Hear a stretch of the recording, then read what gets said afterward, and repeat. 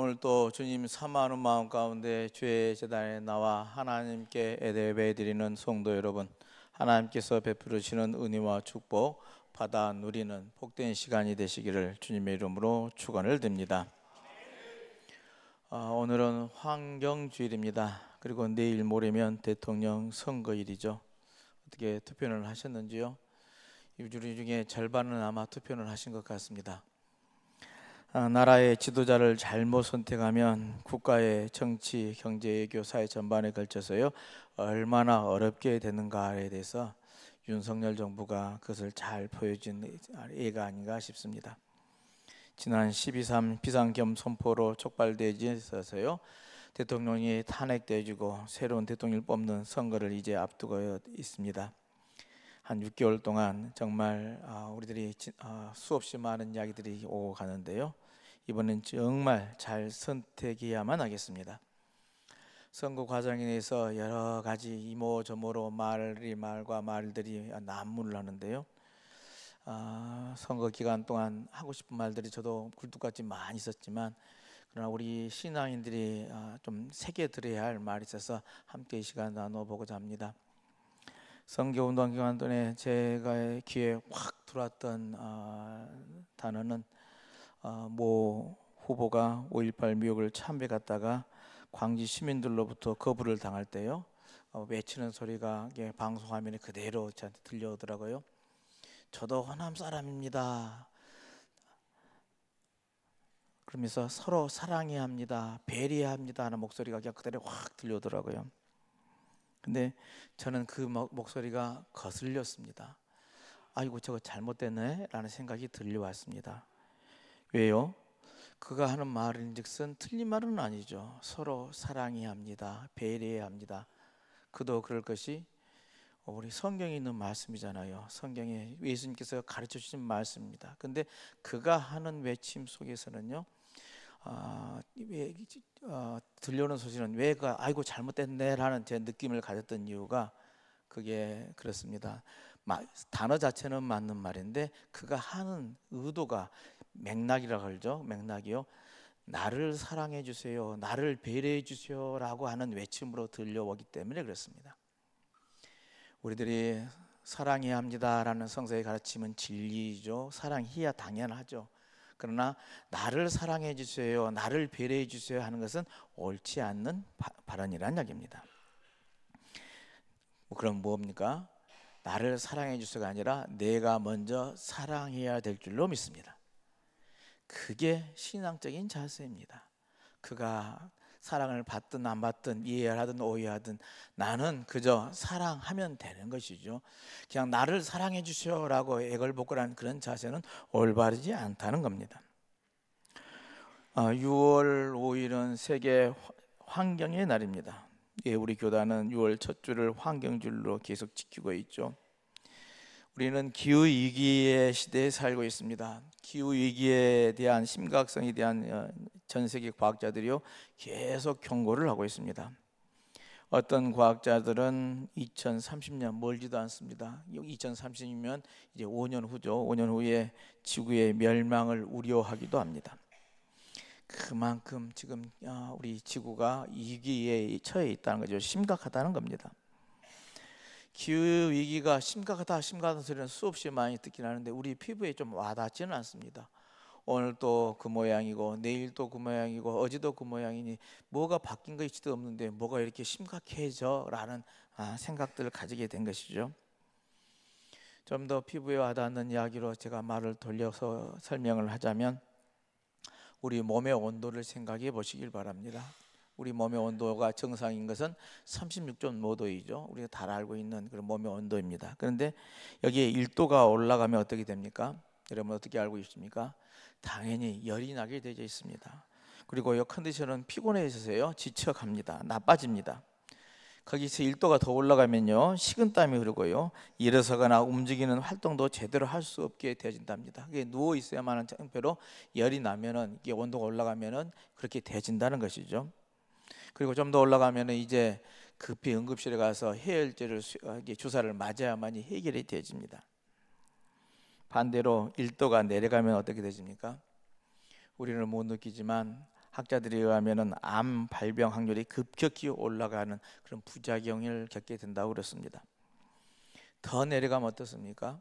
물론 잠깐 온도가 낮은 온도에 가면은 아우 시원해, 나는 시원한 감을 느낄 수 있지만 그 상태가 계속 유지되면 어떻게 됩니까?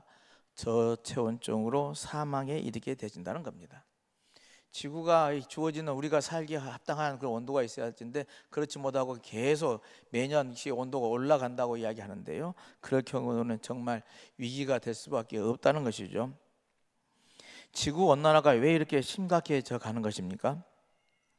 산업혁명 이후에요, 인간은 좀 더 편리한 삶을 살기 위해서 에너지가 필요를 했습니다. 그 에너지를 얻는 것이 화석을 원료로 하는 에너지, 이게 우리들이 하는 탄소 자원들이 대부분이었습니다. 이처럼 우리가 살아가고 있는 지구에서 석탄이나 석유, 천연가스 등이요, 탄소 자원들의 과도한 사용으로 인해서요, 우리는 필요한 에너지를 이제까지 공급해 왔습니다.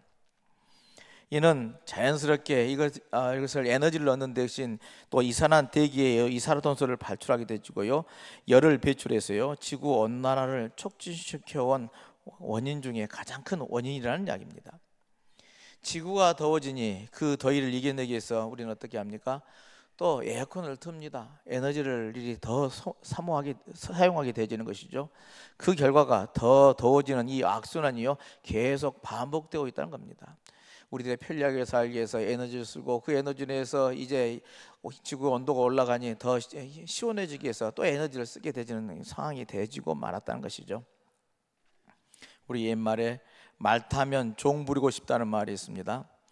사람의 마음은 항상 발전을 추구하지요. 어떤 상황에 있다가요, 상황이 좋아지면요, 더 좋은 상황을 계속 원하는 게요, 바로 인간의 속성이라는 겁니다. 여기에 개인주의가 더 첨가되지면요, 이게 심해지면은 결국 자신이 하나님이 있다는 사실을 인정하지 않게 되진다고 이야기합니다. 인간이 최고이고 그 중에 본인이 최고라는 생각이 지배하게 되진다는 것이죠. 지금의 지구는 우리가 계속 해왔던 이 탐속 음식 정도, 아껴 쓰고 나눠 쓰고 바꿔 쓰고 다시 쓰고 하는 이 아나바노 운동 정도로 같은 노력으로는요, 다시 예전의 모습으로 회복하기는 어렵다고들 이렇게 판단들을 합니다. 그 이유가요, 바로 인간의 죄가 너무 악해졌기 때문에라는 겁니다. 인간의 탐욕과 욕심이요, 죄를 더욱더 키워왔다는 겁니다. 인류는 이 죄 때문에, 인간의 이 욕심 때문에요, 하나님과 멀어지게 되었고 그 이후 계속해서 악해지고 있기 때문에요, 아무런 과학적인 발전이 있다 할지라도요, 회복이 어렵다는 것이요, 지금까지 과학계의 진단입니다. 오히려 상황이 악화 일로만 나아가기가 쉽다는 것이죠. 우리는 정말 큰 축복 속에서 이 땅에 지금 우리는 살고 있습니다. 지구라는 별은요, 태양계에서 생명이 살기에 가장 적합한 유일한 행성이라고 표현을 합니다.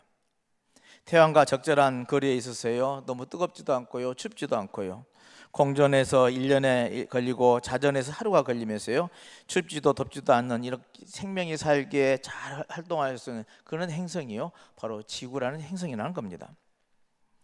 근데 이 모두가 어떻게 주어진 것입니까? 하나님께서 만드셨기 때문에 가능한 축복인 줄로 믿습니다. 이렇게 살기 좋은 우리 행성에서 우리가 지금 살고 있는 것이죠. 축복이라는 이야기입니다. 깨달아 알아야 한다는 겁니다. 미국 타임지라는 잡지는요, 유명하죠. 그 시점마다 가장 그 시기에 영향력을 발휘할 수 있는 사람들을, 인물들을 그 표지 모델로 삼습니다. 그래서 더 유명해졌습니다. 미국의 대통령이나 세계 각국의 수상이나 국왕들, 영향력을 발휘하는 사람들, 또 스포츠 스타일 경우도 있고요, 배우일 경우도 있습니다. 혹은 기업인들을 모델로 삼기도 합니다. 근데 얼마 전에 그런 인물들이 아니라, 인물사진이 아니라 위기의 세계 지도를 표지로 삼았던 적이 있습니다. 기후 위기의 심각성을 표현한 것을 이 타임즈가 이 표현을 한 것이죠. 지구가 이렇게 망가지고 있는데 어떻게 해결해야 할 것인가를 묻는 질문이라 하겠습니다. 이 질문 앞에 우리는 어떻게 대답할까요? 우리는 어떻게 해야 할 만하겠습니까? 다음 주일은 성령 강림 주일입니다. 부활하신 주님이 제자들과 이 땅에 머물다가요, 승천하시고 성령이 오시기를 기다리는 주일이요, 현재 지금 이 주일입니다.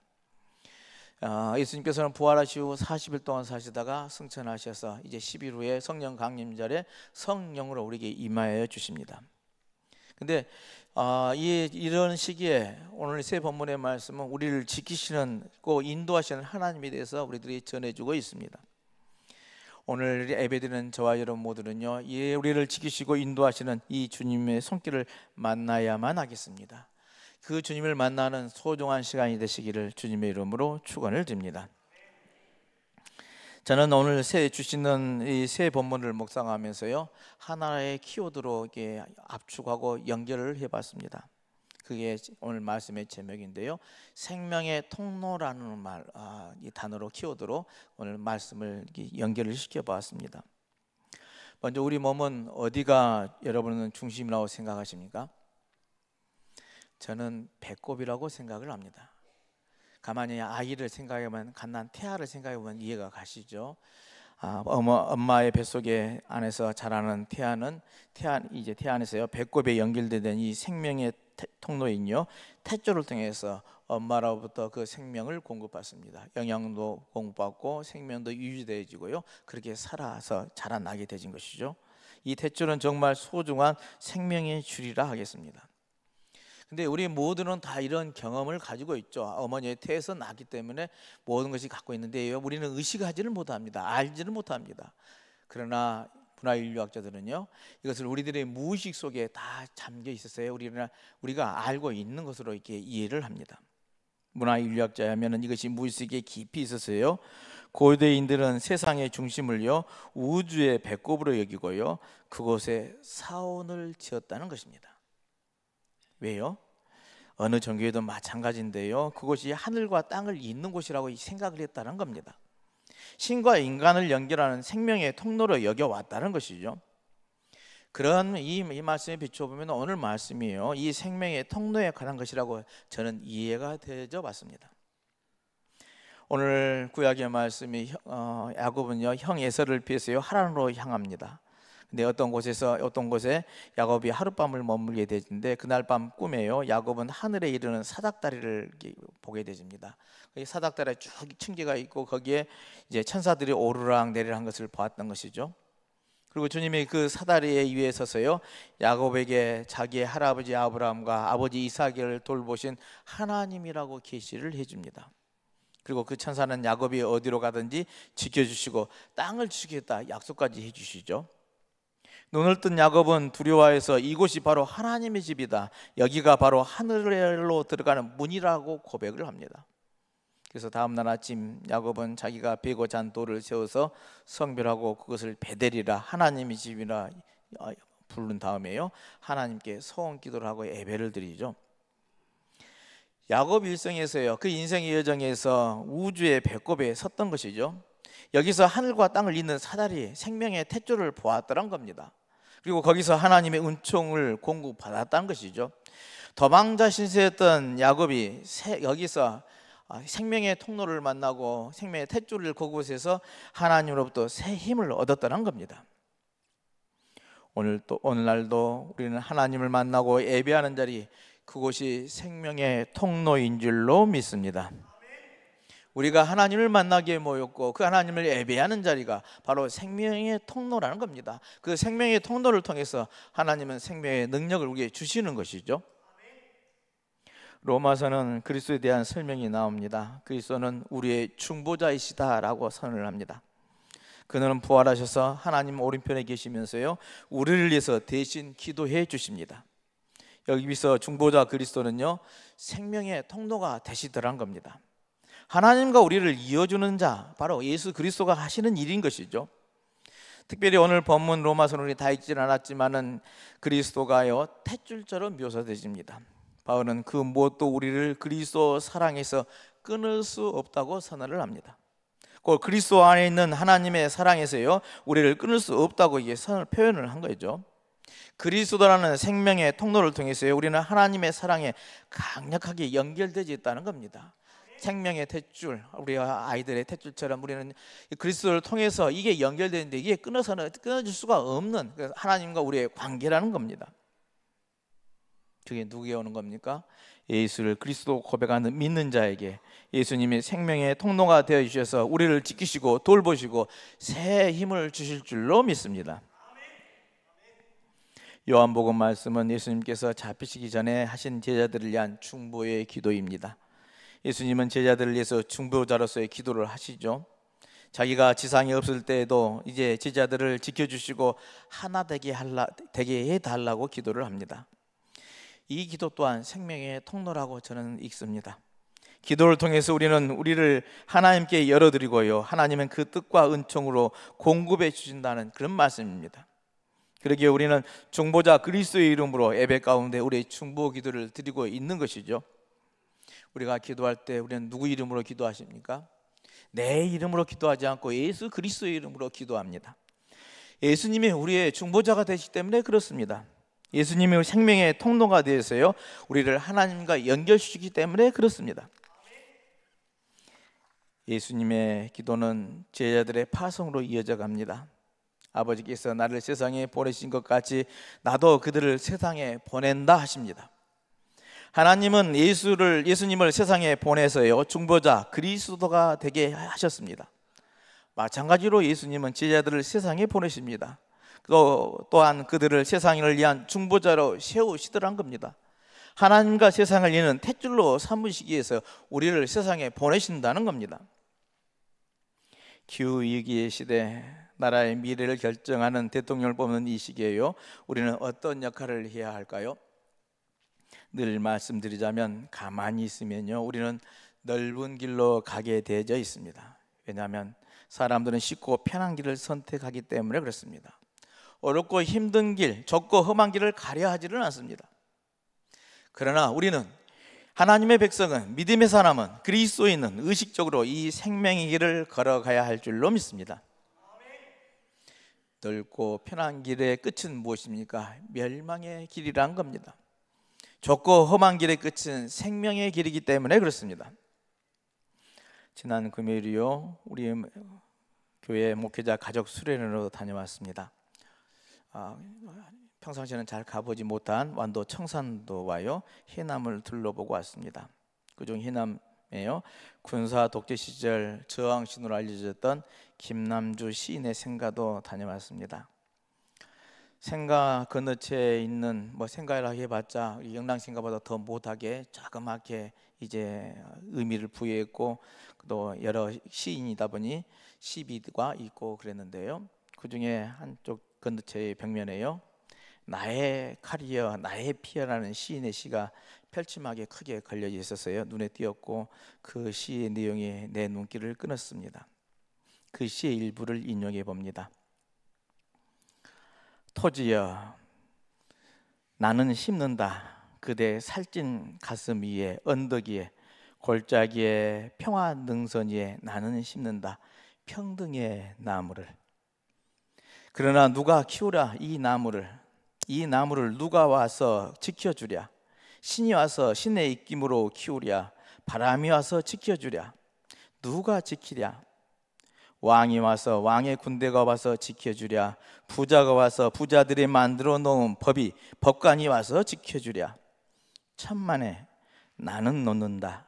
토지여 토지에 사는 농부여 나는 놓는다. 그대가 밟고 가는 모든 길 위에 나는 놓는다.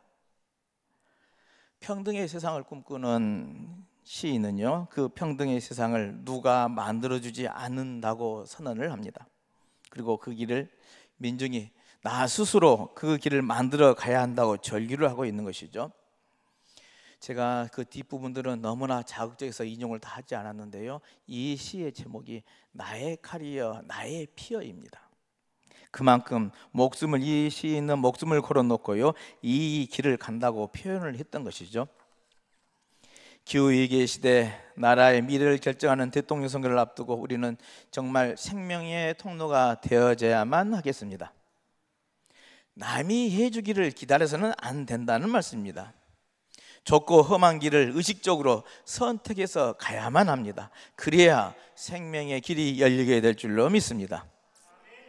하늘과 땅을 잇는 야곱의 사다리는 곧 예수 그리스도이셨습니다. 그리스도는 하나님과 우리를 이어주는 생명의 통로가 되어 주셨습니다. 하나님은 그리스도를 통해서 우리에게 풍성한 생명을 공급해 주십니다. 우리와 이 세계는 이 예수 그리스도라는 생명의 통로와요 잇대어 있어야만 가능합니다. 이 생명의 통로가 있는 곳이 세계의 중심임을, 우주의 배꼽임을 여러분 잊지 마시기 바랍니다. 그리스도가 우리 안에 있으면 우리는 우주의 중심이 되어지는 것입니다. 또 예수를 그리스도로 고백하는 무리들이 모인 곳이 이 교회일진데요, 당연히 생명이 모여있는 이곳은 거룩한 곳입니다. 거룩한 성전입니다. 생명의 통로입니다. 하나님을 찬미하고 예배해야만 합니다. 이 생명의 통로를 통해서 우리는 하늘의 생명과 능력을 공급할 수 있기 때문에 그렇습니다. 또한 그리스도는 이런 우리를 세상에 내보내십니다. 우리도 작은 그리스도로서 각자의 삶의 자리를 하나님과 연결하는 탯줄이 되어야 한다고 하면서 내보내십니다. 기후위기의 시대, 세상을 살려내는 생명의 통로 역할을 우리가 감당해야만 하겠습니다.